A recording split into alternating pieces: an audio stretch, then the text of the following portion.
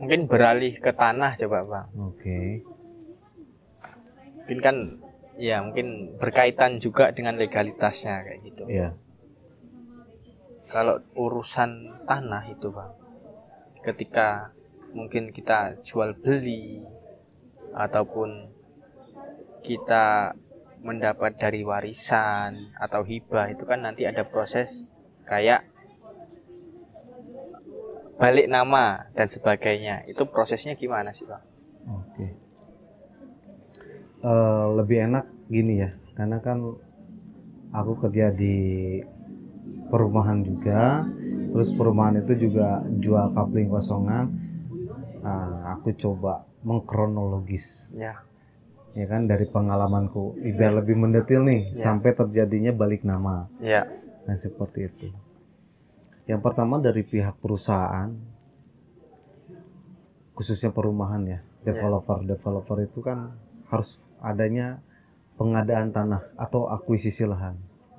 Nah, untuk proses akuisisi lahan sendiri itu ada beberapa tahapan yang harus dikerjakan sebagai legal corporate ya, atau legal staff yang membantu di bawahnya. ya, Yang pertama itu kita harus melihat tanah tersebut. Tanah tersebut itu dia masuk nggak kategori untuk dibangun perumahan atau nggak jual tanah kapling. ya, Ya, karena kalau kita mencari tanah, kita harus ngelihat tanah tersebut peruntukan untuk apa. Karena di situ ada bahasa zonasi. Ini zonasinya apa nih? Zonasi kuning nggak? Itu kalau bahasa kita ya, zonasi kuning. Tapi kalau untuk ranah perizinan, itu namanya PP1, PP2, dan PP3. Kawasan perumahan pemukiman dan lain sebagainya. Nah, itulah yang bisa dijadikan tanah tersebut dijual sebagai tanah kapling ataupun dibangun sebagai perumahan. Tapi kalau zona hijau itu nggak bisa, karena tanahnya produktif. ya, Nah, kalau bahasa di instansi itu LP2B. Nah, seperti itu. Nah, ketika kita udah cek, oh ini bisa nih dijadikan. Nah, apalagi proses yang harus kita tindak lanjuti? Yang pertama kita menghubungi pemilik tanah dong, otomatis jelas ya. ya, Nah, pemilik tanah itu ketika kita melakukan survei, ini kan nggak satu. Karena developer kan minimal itu 2-3 hektar. ya, Ya, otomatis ada beberapa pemilik tanah nih. ya, Nah, itu kita harus temui dari semua pemilik tanah. Nah, bagaimana caranya kita menemui semua pemilik tanah? Nggak mungkin dong kita langsung satu persatu. Itu kan membutuhkan waktu yang lama. ya, Sedangkan kita dikejar deadline nih oleh perusahaan nih. Harus cepatnya. Nah, di situ kita coba kerjasamanya dengan RT setempat sama RW setempat. Nah, terus kita sinambungkan dengan kelurahan. Biar kita minta lurah untuk memfasilitasi, untuk memanggil daripada pemilik tanah tersebut di kediaman lurah gitu kan, terkait konsumsi segala macam mungkin dari perusahaan ya, anggaran yang akan diturunkan.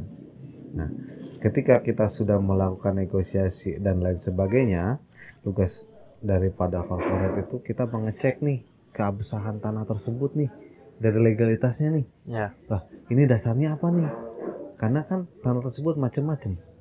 Ada itu tanah adat, dasarnya dari GIRI, ada itu AJB, ada itu sertifikat, ada itu waris, ada itu hibah atau wakaf, ya kan? Nah, tapi kan kalau wakaf nggak bisa dijual belikan. Orang udah wakaf kok jatuhnya, kan gitu seperti. Nah, itulah yang harus diteliti oleh legal corporate. Nah, setelah data itu udah ada, kita cocokkan ke desa. Karena desa itu memiliki buku C desa besar ya, letter C namanya. Nah, kalau misalkan dari desa sudah cocok nih, kita kan validasi, oh ya udah aman, nggak masalah. Nah, kita pengajuan lah, cari notaris, ya kan, cari notaris. Nah, notaris mana nih yang mau diajak kerjasama nih untuk melakukan perikatan jual beli nih, untuk dasar induk ya, sebelum dipecah ke tanah kapling atau perumahan ya. Nah, Ada dua opsi di situ. Apa kita mau pakai notaris atau kita mau pakai kecamatan? Karena kecamatan juga bisa.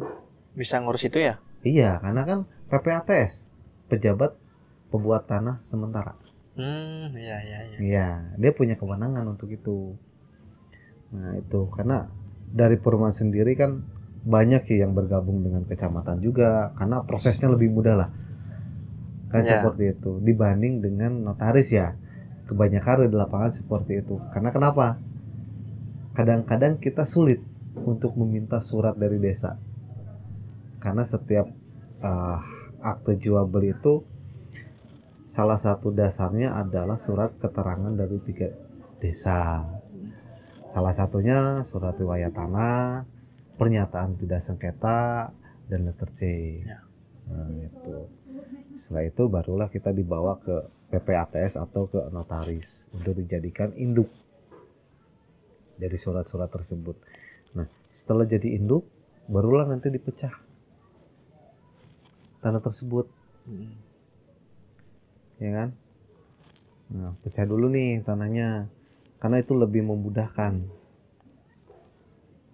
untuk baik nama ke SHM ya. Nah, kalau di developer terkait tanah kapling nih, Ya. khususnya nih tanah kapling nih, kalau yang aku biasa jalani ya sebagai corporate, di AJB dulu, baru dia dipecah sebelum naik ke SHM. Nanti SHM-nya nanti nyusul berarti. SHM-nya nanti nyusul ketika ketika AJB itu udah beralih namanya ke pihak buyer, si pembeli. Oh. Berarti SHM-nya milik pembeli nanti ya. Iya. Langsung bukan developer. Bukan developer lagi. Oke. Berarti developer belum sampai ke SHM dia. Belum. Oke. Karena kan kalau ke SHM kan tetap aja si pembeli juga harus membuat akte jual beli lagi. Iya. Ya kan? Seperti itu. Itu kan terlalu inilah, developer juga nggak mau inilah, terlalu berlebihan anggaran lah. Iya, kerja 2 kali. Seperti itu. Nah, cuman kan validasi itulah dari pihak legal corporate yang harus diteliti dan ditelaah ya terkait tanah. Apakah tanah itu overlap dengan orang lain? Apakah enggak? Kan itu kita bisa cek ke BPN ya terkait pengecekan itu. Atau juga kita bisa cek ke Bapenda. Karena Bapenda juga memiliki peta plot. Karena ada nomor NOP di situ. Ketahuan nanti kalau kita minta. Asal tanah itu milik kita. Seperti itu. Nah, kalau misalkan udah dipecah, transaksi udah selesai, baru kita kan melakukan penjualan melalui marketing. Nah, dari pihak marketing lah menawarkan bahwa ini tanahnya akte, nanti ketika udah balik nama bisa dibantu nih, ya kan? Proses untuk sertifikat. Nah, disitulah kita kerja lagi. Ya. Nah, ketika tanah itu udah dikuasai oleh buyer, nah kitalah pengajuan SHM. Ya, pengajuan ke SHM. Adapun syarat-syaratnya tetap kita minta balik lagi nih data-data daripada dasar ke desa untuk pengajuan SHM. Nah, iya. Baik lagi sama soal keterangan riwayat tanah, pernyataan tidak sengketa, letter C desa, ya kan? Terus proadik itu penting itu. Ya.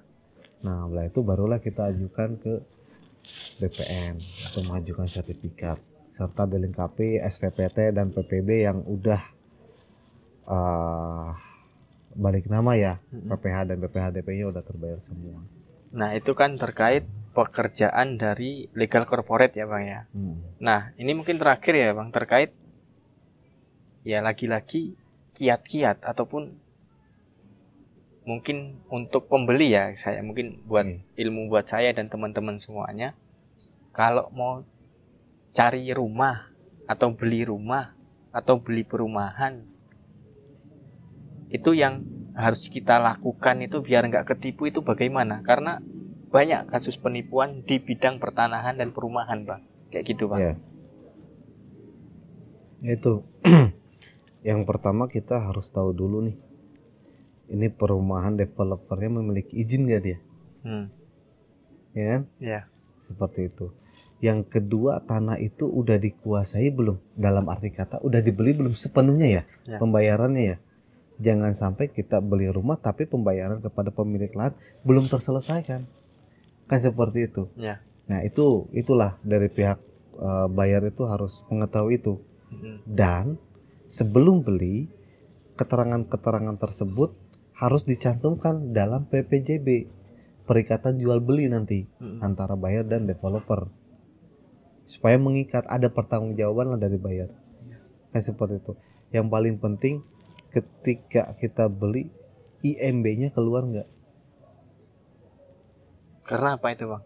Ya, itu kan izin mendirikan bangunan ya. Ya. Itu dulu. Kalau sekarang nama istilahnya itu PBG, persetujuan bangunan gedung. Itu udah ada belum? Karena kita sebagai legal corporate nggak terlalu susah sih. Cuman sedikit agak memakan waktu itu mengurus izin PBG itu. Kalau seumpama nggak ada, itu imbasnya apa Ya itu? itu patut dipertanyakan itu. Ya kan? Karena dampaknya, wah berarti bangunan ini bukan peruntukan dong untuk dibangun selaku perumahan. Izinnya aja nggak keluar. Nah, terus nanti parahnya gimana? Ya bangunan itu kan dirobohkan oleh dirobohkan pemerintah. Karena kan nggak memiliki izin. Ya. PBG-nya nggak keluar. Seperti itu.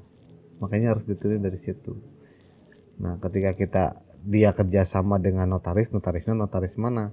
Jangan sampai ketika kita transaksi dari PPJB ya, perikatan perjanjian jual beli tersebut di kantor developer.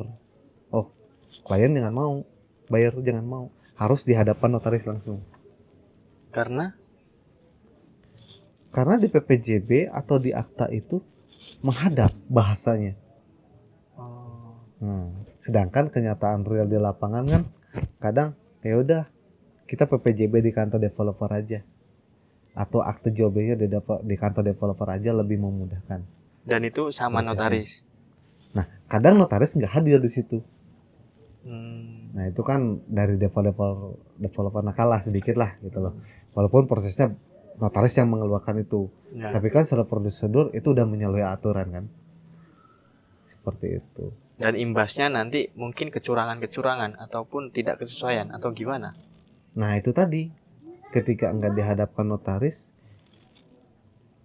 ada hal-hal yang mengganjal, kan susah nanti. Notarisnya kan nggak tahu. Saya nggak tahu nih notarisnya di mana lokasinya. Walaupun ada kop surat segala macam, kan nggak menghadap. Jadi kita nggak diberikan keterangan jelas dan terperinci oleh notaris, tapi kita hanya diberikan keterangan dan jelas oleh pihak marketing. Nah, kita sendiri kan tahu marketing itu bagaimana caranya supaya orang ini beli loh, ya kan? Nah, disitulah kerjaan corporate. Kadang dari pihak corporate sama marketing juga bertolak belakang ya, walaupun kita selalu briefing, karena marketing kan kerja target tetap. Seperti itu. Dari pihak buyer ya harus hati-hati sih. Kalau nggak teliti, minta didampingi orang yang paham. Jangan sampai nanti sudah transaksi jual beli ada kendala di suatu saat nanti ke depannya kan gitu. Entah itu dalam proses AJB-nya kok lama. Harusnya AJB itu keluar 2 bulan sampai 3 bulan.